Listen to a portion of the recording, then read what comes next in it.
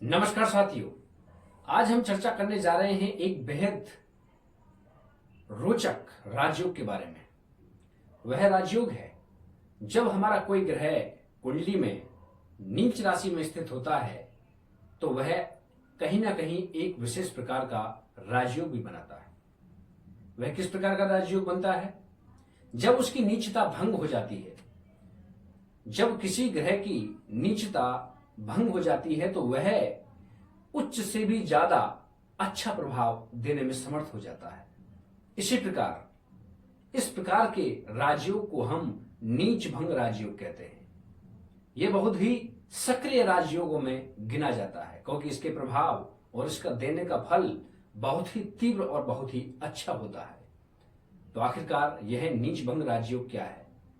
अब हम बात कर रहे हैं कि नीच भंग राजयोग जात को मंगल का नीच भंग राजयोग बेहद ही रोमांचकारी है क्योंकि मंगल कभी नीच नहीं होता। हां, आप यह सुनकर के हैरान हो रहे होंगे, लेकिन यह बात सत्य है क्योंकि मंगल कभी नीच नहीं होता। इसका मुख्य कारण यह है कि मंगल चंद्रमा की राशि कर्क राशि में नीच होता है।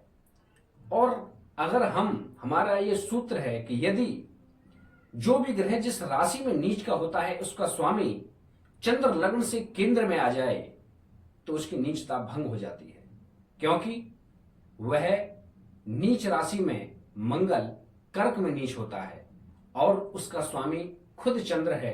और चंद्र लग्न से देखें तो वह लग्न में जाकर के चंद्रमा बैठता है, स्वतः ही उसकी नीचता भंग हो जाती है। यह केवल मंगल की नीच होने के लिए ही संभव है। वहीं और ग्रहों की नीचता किस प्रकार से भंग होती है उसका यही सूत्र है कि यदि जो भी ग्रह जिस राशि में नीच का होता है, यदि उसका स्वामी केंद्र में जाकर के बैठ जाए तो वह अपनी नीचता खो देता है और कुंडली में बहुत ही पावरफुल नीच भंग राजयोग का निर्माण होता है। वहीं दूसरी ओर जो ग्रह नीच का है वह जिस राशि में उच्च का होता है, उसका स्वामी यदि केंद्र में जाकर के बैठ जाए तब भी वह अपनी नीचता खो देता है और कुंडली में नीच भंग राजयोग का निर्माण होता है। मित्रों, कोई भी ग्रह एक प्रकार से आप मनुष्य से लीजिए, यदि कोई ग्रह समस्याओं से ग्रसित है, वह कहीं ना कहीं परेशान है, यदि उसे परेशानियों से अचानक ही छुटकारा मिल जाए तो उसके अंदर किस प्रकार से बल समा जाएगा, उसके प्रकार से कितने प्रकार से वह प्रफुल्लित होगा।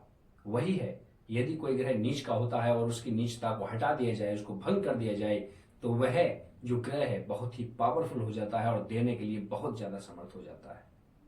इसलिए नीच भंग राजयोग को ज्योतिष में राजयोगों में सबसे प्रबल राजयोग माना गया है।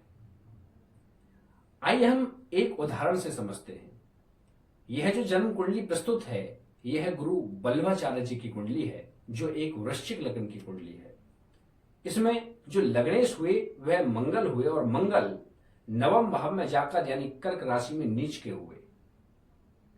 अब हम देखते हैं कि जो मंगल है वह किस राशि में उच्च का होता है। वह मकर में उच्च होता है और मकर के स्वामी है शनि, और शनि चतुर्थ भाव में जाकर के विराजमान हो गए हैं, यानी कि केंद्र भाव में जाकर के विराजमान हो गए हैं। क्योंकि केंद्र भाव कौन कौन से होते हैं? प्रथम, चतुर्थ और सप्तम और दसम, यह कुंडली के केंद्र भाव होते हैं, जिनमें कोई पापक ग्रह या कोई ग्रह जाने पर उसमें बहुत ज्यादा बल उत्पन्न हो जाता है। हालांकि इनकी कुंडली में बुध और मंगल दो नीच ग्रह हैं। बुध की नीचता भंग नहीं हुई है, लेकिन मंगल की नीचता भंग होने के कारण इनको राजा के समान होना चाहिए था, लेकिन इनको धर्म में इनको इस प्रकार से उपाधि मिली, धर्म के प्रचार प्रसार में इस प्रकार से उपाधि मिली थी, इनको धर्म का राजा माना जा सकता है। इस प्रकार से हम देखेंगे कि नीच भंग राजयोग कितना पावरफुल है। और हम इसमें यह देखना होता है कि कोई ग्रह जो नीच का है उसकी नीचता किस भाव में जाकर के भंग हुई है। इसमें मंगल की जो नीचता है वह नवम भाव जो कि धर्म का भाव है उसमें जाकर के भंग हुई है। इसलिए ये जो गुरु बल्लभाचार्य थे इनको धर्म में बहुत ही विख्यात उपाधि प्राप्त हुई, बहुत ही ज्यादा धर्म ध्वजा इन्होंने धर्म के क्षेत्र में फहराई। तो यह था हमारा नीच भंग राजयोग। आप अपनी कुंडली में जो भी ग्रह नीच के हैं उनकी इस स्थिति को देखना ना भूलें और देखें कहीं हमारी कुंडली में नीचभंग राजयोग विराजमान तो नहीं है। यदि ऐसा है तो उसकी दशा या अंतर्दशा में आपको विशेष रूप से फल मिलने वाला है। नमस्कार।